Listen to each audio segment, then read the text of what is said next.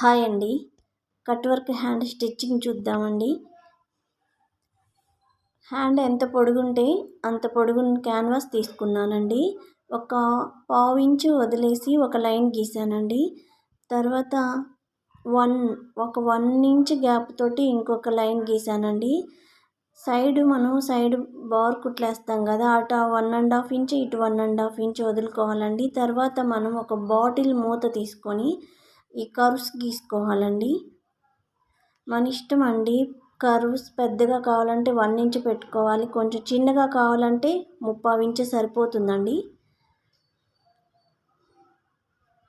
ఇలా కర్వ్స్ గీసుకున్న తర్వాత నేను ముందుగానే హ్యాండ్ కట్ చేసి పెట్టాను. ఈ పేపర్ మీద మనం గీసుకున్న గీత మీదే చాలా జాగ్రత్తగా అండి, గీసుకున్న గీత మీదే కట్ చేసుకోవాలి. అటు ఇటు వెళ్ళకుండా చాలా జాగ్రత్తగా కట్ చేసుకోవాలండి. ఇదిగో ఇలాగా.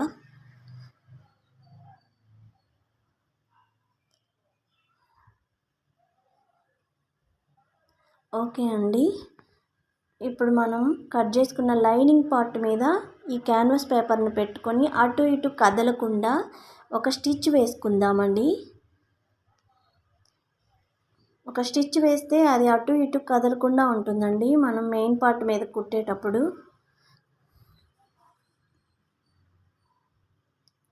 నెక్స్ట్ మెయిన్ పార్ట్ తీసుకొని మంచి వైపుకి పెట్టుకోవాలండి. ఈ లైనింగ్ మంచి వైపుకి ఈ లైనింగ్ పెట్టేసి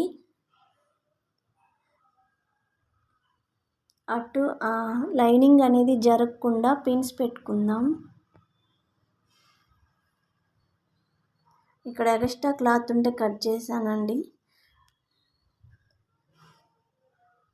ఈ విధంగా అండి. క్యాన్వాస్కి చివరి మాత్రమే కుట్టు పడాలండి. నేను కుట్టేది కొంచెం గమనించండి. పాదం కొంచెం పైకెత్తి కుడుతున్నాను. అలా కుడితే మనకనేది షేప్ అనేది అక్కడ నీట్గా తిరుగుతుందండి. కొంచెం పాదం పైకెత్తి క్యాన్వాస్ చివర కుట్టేయాలండి. పిన్స్ తీసేద్దాం. ఎక్స్ట్రా ఉన్న క్లాత్ని కట్ చేసేద్దామండి.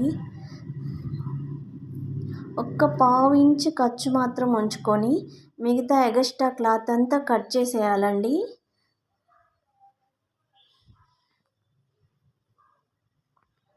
కట్ చేసి మనం టక్స్ పెట్టుకోవాలండి. మూలల దగ్గర టక్స్ పెట్టుకోవాలి.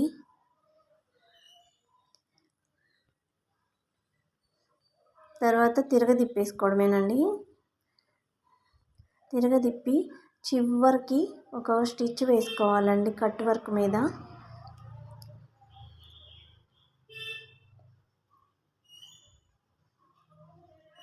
తిప్పేటప్పుడు కొంచెం హ్యాండ్స్ తోటి అట్లాగంటే అది సర్దుకుంటుందండి, నీట్గా వస్తుంది. అంతేనండి.